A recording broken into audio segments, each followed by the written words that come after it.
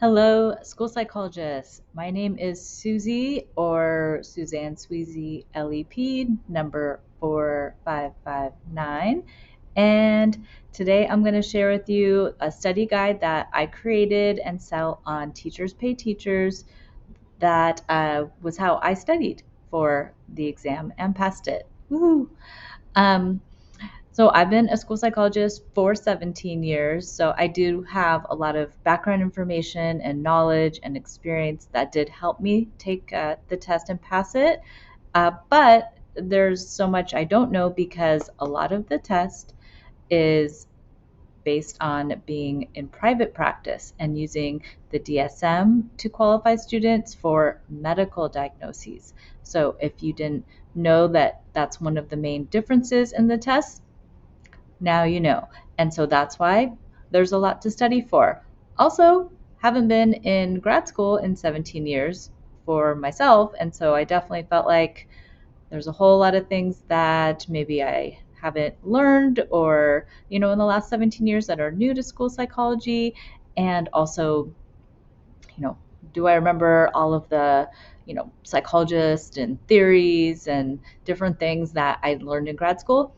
I needed a refresher for sure. So, um, other things that, I felt like I wasn't going to know that I needed to study on the test were all of the different types of tests that school psychologists give, because in my, school district, and even I've been in two school districts. So even in both of them, pretty much the same cognitive tests. And I've worked only in elementary school through middle school. So a lot of those high school tests, adult age tests, and even preschool tests, I needed to kind of learn about and know, enough about their age ranges and what they assess for, even academics, which as a school psychologist, I don't do in my districts. So there's a lot of things that I needed to study for. How I figured out what to study was by, I took the Empower LEP course and I watched a lot of those YouTube videos that Jana Parker has out. I created this study guide because I already have a TPT store that I sell some counseling games and activities on called Counseling Fanny Pack of Fun. And so I just added this as one of my products. Let's get to what's included. I'm going to show a little video reel right here of everything I put into the study guide.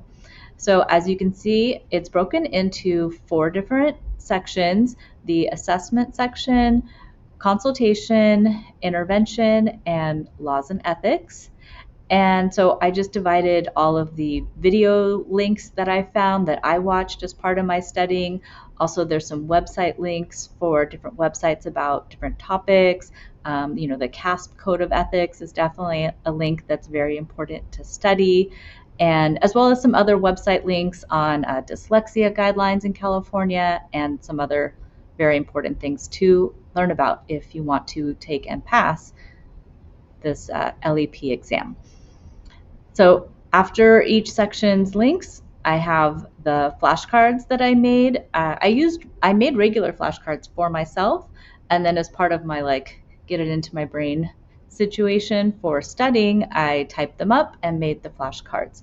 So for me, that's how I studied. And if you think doing all the research yourself and, typing up your own flashcards or making just regular flashcards is how you're going to learn best, I definitely recommend that that's what you do for yourself, because it's all about whatever's going to work best for you.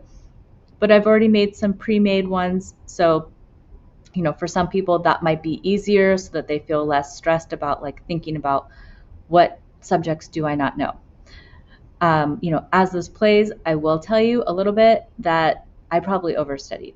I don't know. Every little thing that I learned either on a blog or through the course or, on a Facebook post about what's on the test, I wrote it down and then I looked it up and put it in there. And some of the things were maybe what were on previous tests. I don't know. Some of the things I did leave, a lot of case law, different cases over the years. I don't really think it tested me on specific names of cases. It more just tested for laws and ethics on what are the laws, IDEA and LRE, like know all of those terms and what those laws are and what parents' rights are, and a lot of like timeline kind of things, for manifestation determination. And also there were a lot of questions about like maybe behavior, it seemed like. So because there were a lot of questions on behavior, not a lot, but like a solid 5 to 10, knowing, making sure that you understand what a functional behavior analysis is. I didn't actually have any on my flashcards because behavior is an area that I'm very comfortable and familiar with, but I added those on. Otherwise, my mind was kind of like mush after taking the test, and so I did not like take off things that I didn't remember being on that study guide, because there was just so much like knowledge that the test wanted from me, and they were all scenario questions for the most part. So there was no way to say after the test that I remembered, like, oh, it didn't test my knowledge on this one little thing. So I would say the study guide is yours to purchase. Study with it what you think is going to be on the test. If you think, oh no, like, Suzanne studied way too much, like, I don't need to know about this one thing, like, it's up to you. You're in charge. You're the driver of your studying plan for this test and for your career. So I'm just letting you know what's available, and if you'd like to buy it, the link's below, and good luck.